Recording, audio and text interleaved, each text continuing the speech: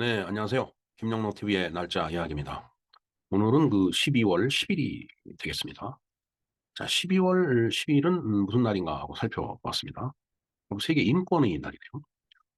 인권, human rights, 사람의 권리다라는 얘기죠. 물론 뭐 사람에게는 천부적인 권리가 있습니다. 자, 그런가 하면 오늘 또 세계 동물 권리의 날이에요. 동물 입장에서 가만히 보니까 사람만 인권이 있느냐, 사람만 권리가 있느냐, 우리 동물에게도 권리가 있다라고 해서 동물 권리의 날을 이제 선포해서 기념을 하는 그런 모양새가 되어 있습니다. 자, 그런가 하면은 뭐 지난해에도 말씀을 드렸지만 오늘이 바로 노벨상의 이제 수여일이 되겠습니다. 음, 뭐 노벨상의 그 수여 그 숫자로 보면은 뭐 일본과 우리나라는 뭐 천지 차이죠, 사실은. 일본의 반의 반에 반도 안 되는 그런 이제 실정이 현실인데, 음, 뭐 이제 그런 것을 봤을 때 그 기초과학 분야에서 이제 우리가 많이 이제 뒤떨어진다라고 얘기를 할 수 있겠죠.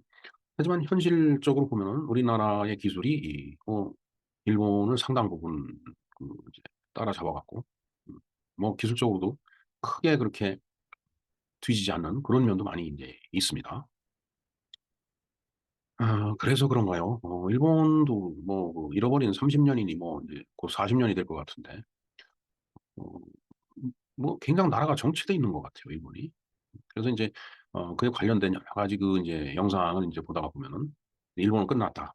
일본은 IT 쪽에서 너무 그 무능한 나라가 됐기 때문에 일본이 우리 한국을 따라잡는다라고 하는 것은 이제 앞으로 영원히 불가능할 거다. 이렇게 주장하는 그 사람들이 있더라고요. 근데 그런가 하면은 이제 우리나라의 그 TFR, 즉 합계 출산율이죠. 여성이 이제 평생 일생 동안 가임기 동안 어, 그 아이를 몇 명 그 출산을 할 수 있느냐 하는 그 숫자인데 우리나라가 0.7에서 0.8 그 사이예요. 일본은 그 정도는 아니죠. 물론 이제 OECD 국가를 비롯해서 전반적으로 선진국이라고 표현되는 나라에서는 이 저출산 고령화 현상이 두드러지게 나타나고 있는 건 사실입니다.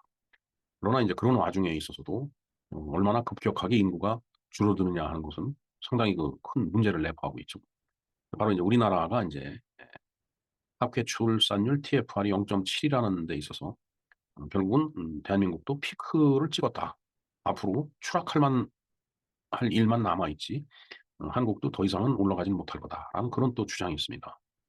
그게 현실에 마저 떨어진다라면 그건 정확한 그 과학적인 근거가 되는 거겠지만 이제 그렇지 않을 때는 우리가 이제 음모론이라고 이제 취부할 수가 있겠죠. 음모론이 될지 정확한 가설이 될지 그것은 우리가 살아봐야 확인을 할 수 있는 시간이 흘러봐야 이제 확인할 수 있다라는 그런 얘기가 되겠습니다. 따라서 노벨상 수요일인데 굉장히 일본의 정체와 한국의 피크 이게 굉장히 중요한 얘기가 될 것 같습니다. 그에 대해서 좀 간략하게 한번 알아보는 그런 시간을 오늘 갖도록 하겠습니다.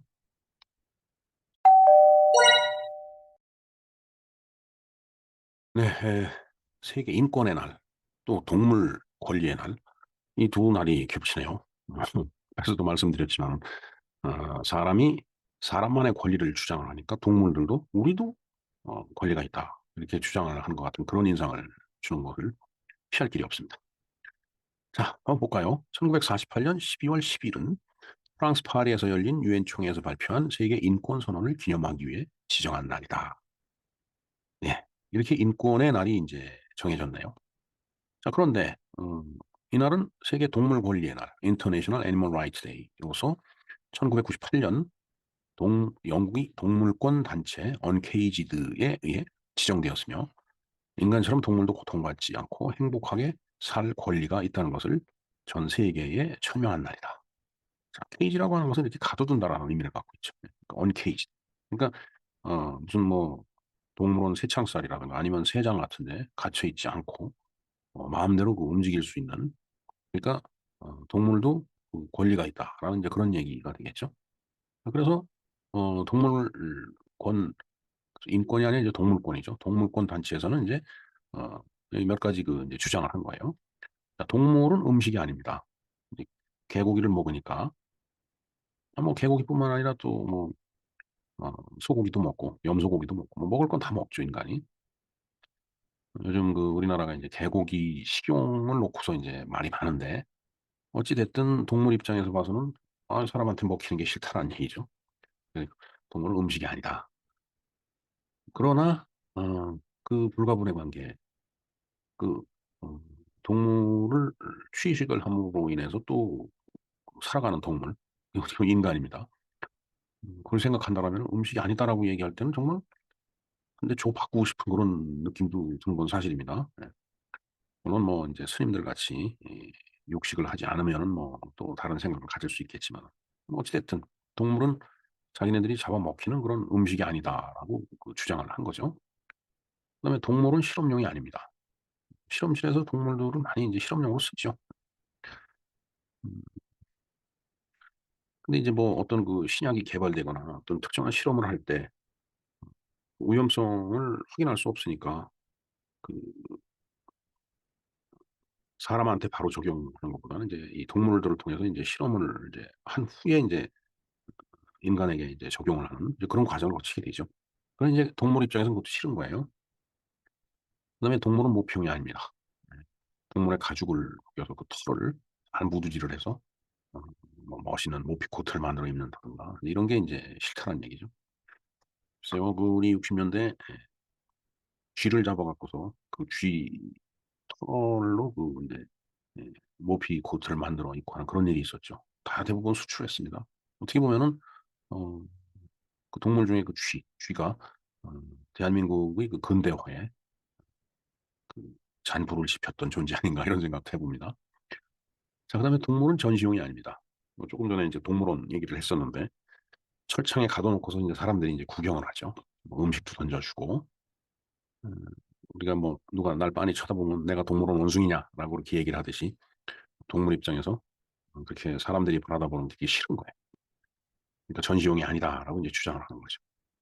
그다음에 동물도 고통받지 않고 행복하게 살 권리가 있다. 뭐 당연한 거죠.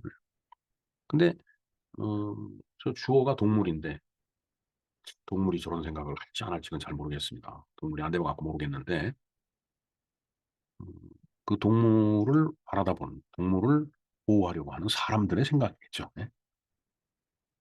아마 동물도 그런 생각을 하고 있을 거라고 보여집니다.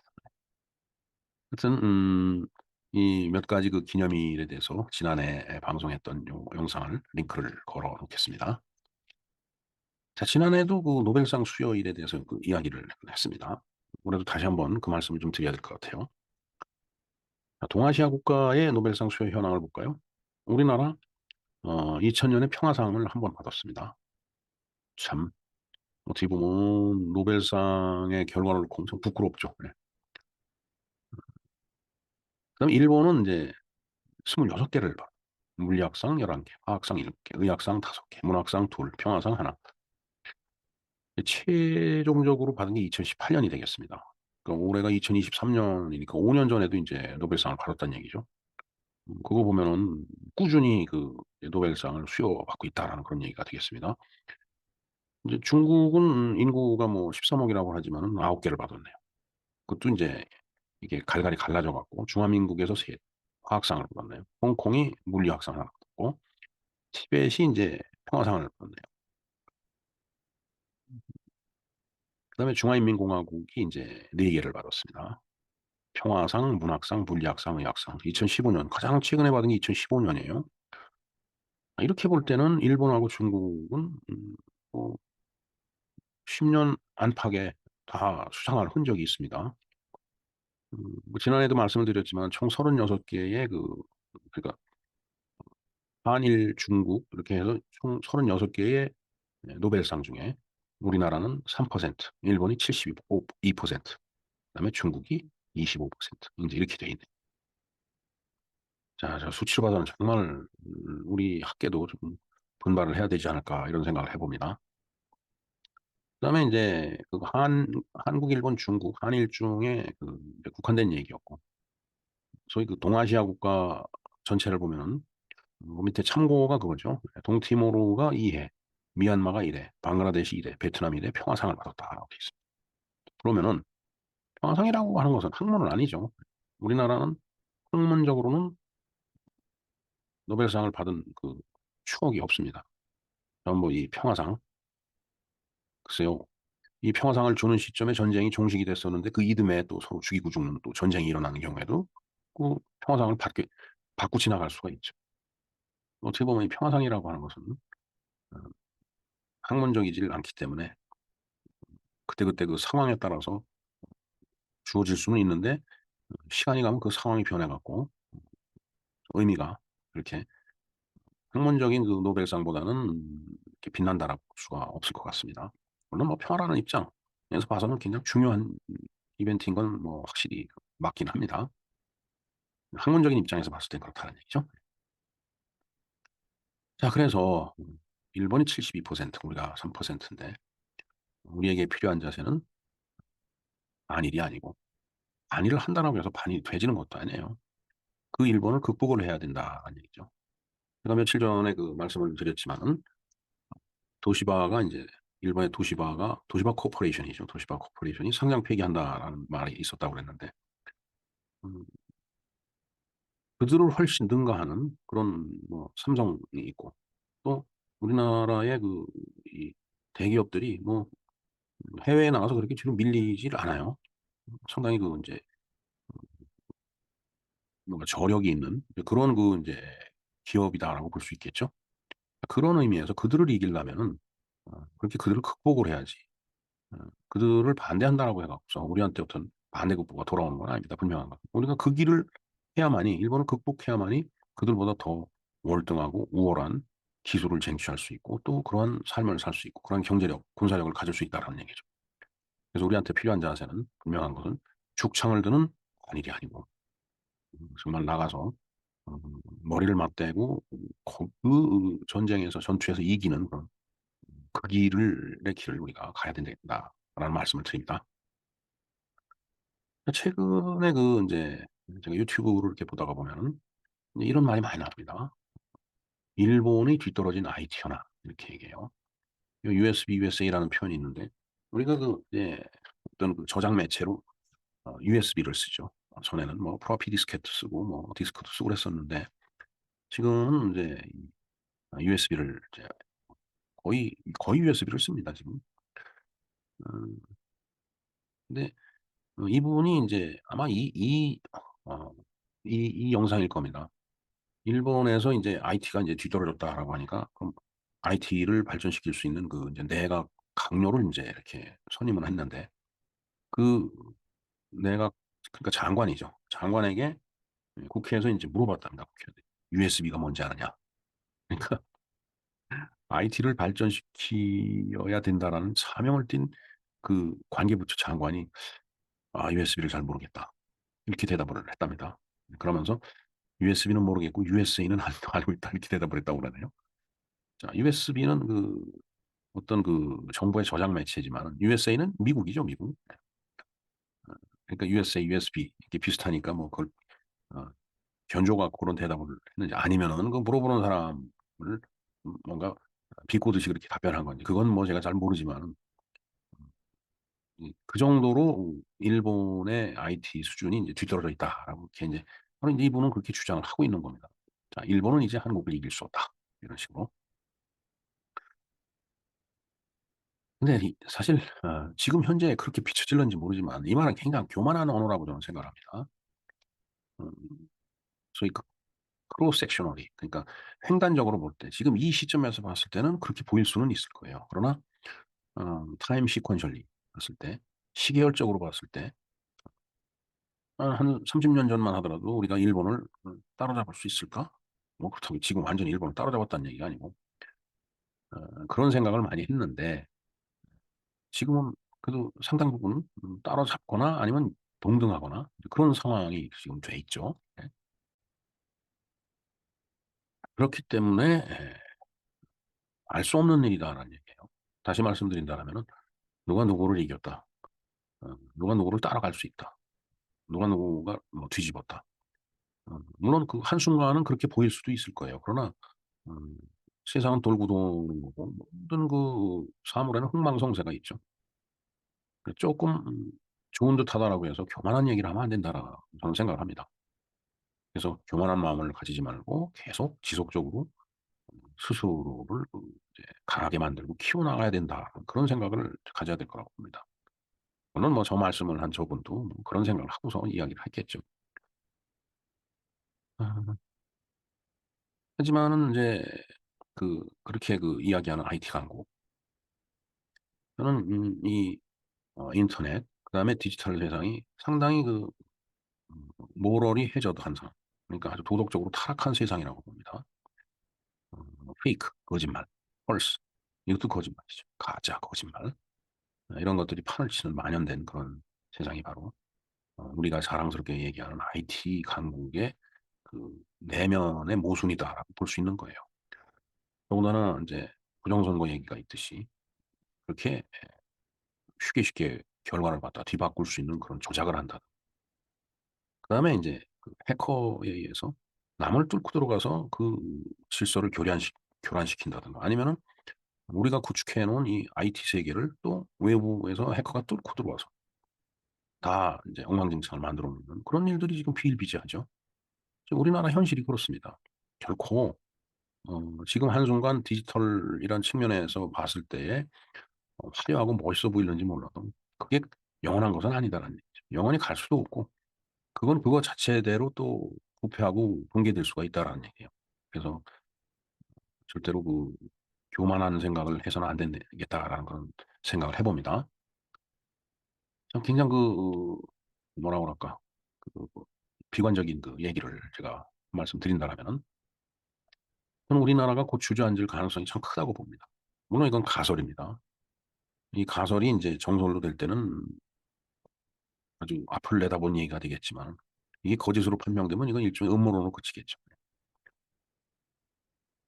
우리가 그토록 자랑을 했던 교육이라는 측면을 한번 볼까요? 정말 저희들 어렸을 때만 하더라도 어 물론 뭐 공부 많이 해서 돈도 좀 벌고 그다음에 편안한 삶을 살기 위해서 방편으로 공부를 한 것도 사실입니다. 근데 그럼에도 불구하고 지식을 탐구하고 그다음에 그 탐구된 지식에 의해서 어 국가의 삶을 향상시키고는 그런 삶의 방편으로 생각한 면도 굉장히 강하게 있었어요. 그러나 지금은 아주 도덕적으로 타락된 그런 모습을 보이고 있죠. 뭐 현대판 음서제라고 하듯이 뭐 여러 가지 제도가 그렇습니다. 오히려 교육이 축제의 수단이 되고 안락의 도구가 되는 지금 우리나라 교육 현실이 오히려 그런 쪽으로도 흘러가고 있다라고 저는 생각을 하고 있습니다. 실제로 교육 현장에 가서 보면은 정말 옛날 같으면 상상도 못할 기가 막힌 현상들이 많이 일어나죠. 특히 최근에 보면은 교사들이 막 어 목숨을 끊는 그런 일들이 이제 연속적으로 발생을 했는데, 이제 그런 것들이 다 저런 도덕적인 타락에서 온 결과라고 봅니다. 그다음에 인제 인구 문제입니다. 그 인구의 구성비가 인제 점점 역삼각형의 구조로 돼 가고 있다라는 게 문제예요. 다시 말씀드린다라면은 어 밑에서 자라나오는 세대가 이렇게 탄탄하게 받치는 구조가 아니고, 오히려 늙어서 내일 모레 사라져야 될 존재들이 이 대한민국이라는 공간을 잔뜩 차지하고 있는 어 그런 지금 상황이 돼 있어요. 어 합리적으로 사라지는 방법이라는 말을 제가 썼는데, 정말 나이 들은 사람은 합리적인 방법으로 빨리 이 땅에 거름이 돼야 된다라고 생각을 합니다. 뭐 그렇다라고 해서 목숨을 스스로 끊을 수는 없는 거죠. 살아 숨쉬는 어 생명인데.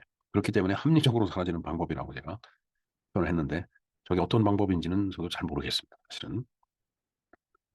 자, 조금 전에도 말씀드렸지만은 인제 젊은 애들이 없어요. 어 바로 이제 저출산의 문제입니다. 우리나라의 TFR Total Fertility Rate가 0.7 이에요. 즉 한 여성이 평생 가임기의 여성이 평생 출산하는 아이의 숫자입니다. 한 명을 낳질 못해요. 최소한 두 명은 낳아야지 현재 인구가 유지가 되겠죠. 그런데 0.7이라는 얘기는 점점 인제 줄어들 거고, 30년 후면은 청년 인구가 절반으로 줄어든다라는 게 지금 같은 TFR을 놓고 보면은 그렇게 예상이 된다라는 그런 얘기죠. 다시 말해서 저렇게 한 세대가 지나고 두 세대 지나고 세 세대 정도가 지나면은 음 오히려 TFR 1.7이나 1.8 정도 되는 북한보다도 못해서 결국은 저들이 원하는 적화 통일이 거꾸로 될 수도 있다는 얘기예요. 그리고 일본이 고령화 저출산을 우리보다 먼저 경험을 했지만은 일본은 뭐라 그럴까? 저 정도는 아닙니다. 결국은 앞에서 IT를 발전시켰다라고 일본은 한국을 따라잡지 못할 거다라는 생각은 잘못된 생각이다라는 말을 그런 생각을 하지 않을 수가 없어요. 솔직한 얘기가. 자, 그다음에 이제 이 땅을 살아나가는 그 사람들의 어떤 정체성에도 문제가 생기죠. 지금 저렇게 출산율이 낮고 고령화가 심해지면서 정말 앞으로는 어, 대한민국의 인구를 유지하는 것도 힘들지만은 나라를 지킬 수 있는 국방에도 문제가 생기죠. 결국은 이민 정책이라는 것을 고려하지 않을 수 없지만은 그렇다고 해서 국민의 어떤 정체성이라는 걸 생각했을 때 이민만으로 해결할 수 있는 문제는 아니에요. 분명히 이 땅에 살고 있는 한민족의 피줄을 가진 사람들이 좀 더 자식을 많이 생산을 해서 우리만의 어떤 정체성을 가진 집단을 우리가 음, 유지하고 만들어 가야 된다는 얘기죠. 결국은 음, 우리의 숫자는 자꾸 줄어들고 그다음에 이민이나 난민 같은 거를 받아갖고서 어떤 이질적이고 다문화적인 요소가 더 커진다면 결국 국방에도 문제가 돼요. 그들이 과연 우리같이 정말 이 대한민국이라는 것을 생각하면서 총 들고 나가 싸울 수 있겠느냐. 뭐 마치 이 미국 같은 나라, 미국은 뭐 인종이 다르고 국적이 달라도 미국이라는 나라의 가치 안에 이렇게 뭉치는 게 있는데 우리나라는 그렇게 쉽게 될 거라고 보여지지는 않습니다.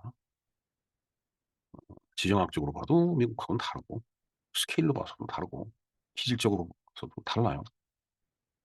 그런 것을 그런 노력도 없이 바로 우리가 기대할 수는 없을 거다라는 게 제 생각입니다. 자, 그다음에 이제 경제적으로 봤을 때에 또 하나의 그 이제 음모론이 있죠. 바로 피크론입니다. 다시 말하면은 음, 노인 인구는 많아지고 저출산으로서 청년 인구는 줄어들고 이제 그러다 보면은 어, 대한민국은 지금까지는 정체되지 아니하고 쭉 그 확장돼 왔는데 지금이 피크다라는 얘기죠. 실질적으로 우리나라 인구수가 줄어들고 있습니다. 그리고 서울시 인구도 줄어들고 있죠. 물론 뭐 반대급부로 경기도는 늘어난다고 하지만 전체적으로 봐서는 줄어드는 그런 이제 추세로 이제 접어들고 있어요. 다시 말해서 공중을 향해서 포탄 하나 쐈는데 쭉 올라가다가 지구 중력보다 그 올라가는 힘이 약해갖고서 이제 거꾸로 꼭대기를 찍고서 거꾸로 내려온다는 얘기죠. 올라갈 땐 힘들죠. 여러분 뛰어봐도 알잖아요. 그러나 내려올 때는 수월하죠. 다른 말로 표현하자 보면 올라갈 때는 힘들어도 내려올 때는 한순간이다라는 얘기. 추락하는 것에 날개가 없더라고. 자, 이것도 하나의 음모론으로 끝났으면 좋겠습니다. 그러나 피크론 이거 무시할 수 없죠.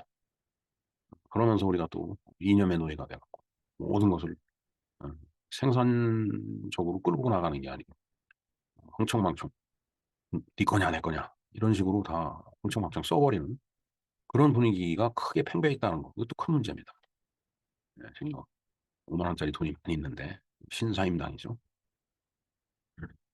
우리는 일본이 결코 한국을 따라올 수 없다라고 얘기를 하는데 일본서는 한국은 끝났다 이렇게 얘기를 한답니다. 피크 코리아는 포물선을 그리는데 정점까지 올라갔다는 얘기. 이제는 떨어지는 길뿐이 없다라는 얘기죠. 이 굉장히 비참한 얘기입니다. 아주 심각한 얘기예요. 정말 잘 생각해야 될 그런 내용이라고 생각을 합니다. 자, 일본 경제계를 중심으로 한국의 경제 성장이 사실상 끝났다는 주장이 확산하고 있다. 인구 절벽으로 인한 생산 가능 인구 감소가 급속도로 이루어지며 성장률이 정점을 찍고 내려가고 있다고 그들은 보고 있다는 얘기. 예. 굉장히 우리가 주의 깊게 봐야 될 대목입니다. 이 중에서 일본은 이제 한국이 이길 수가 없다. 음, 교만은 안 된다고 얘기했듯이 바로 이런 논리도 가능하다. 한국 끝났다. 어?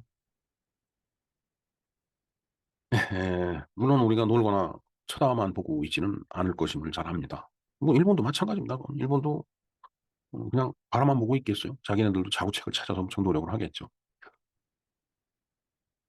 자, 우리는 이제 이런 얘기를 쭉 하면은 30년 후에 그때는 내가 죽은 뒤니까 난 몰라. 어, 자식을 생각해야 되지 않느냐 그러면 자식 새끼들이야 나중에 어떻게 되든 내가 죽고 난 다음에 할게 뭐야 이렇게 얘기하는 사람들 많이 있죠. 정말 그건 나쁜 생각이에요. 음, 그러니까 19세기 말에 우리나라가 일본의 나라를 이제 넘겼죠. 그 바람에 그 뒤에 세대가 얼마나 고생을 했어요. 그 다음 세대가 자식들이 응?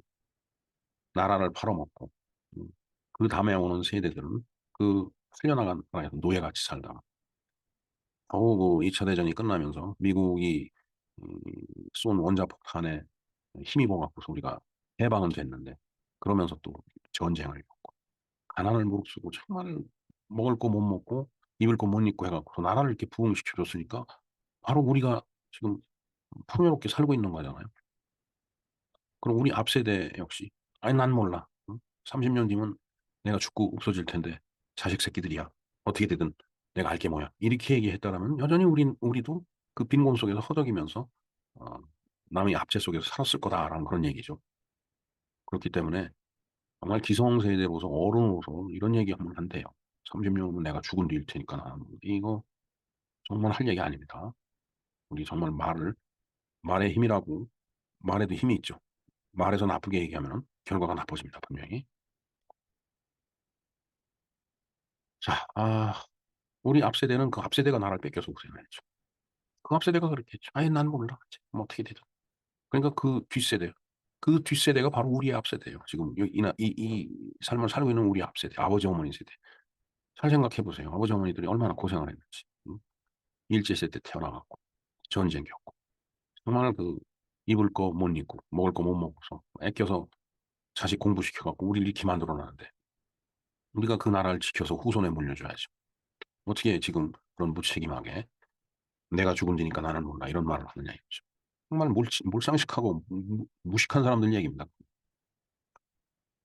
자, 하지만 우리 앞세대가 나라를 찾고 전쟁을 치르고 한 희생 후에 지금 우리가 이렇게 잘 살고 있는데 그렇게 말하는 것은 참으로 무책임하고 비겁하고 무지한 생각과 말과 행위다라고 저는 말씀드리지 않을 수가 없습니다. 네, 어찌됐든 오늘 세계 인권의 날, 그다음 세계 동물 권리의 날, 그리고 노벨상 수요일을 맞이해갖고 우리가 처해 있는 솔직한 그 지금의 현실과 우려스러운 앞날 그런 내용들을 한번 생각해보고 걱정을 해보았습니다. 예, 이상 김영로 TV의 날짜 이야기였습니다. 감사합니다.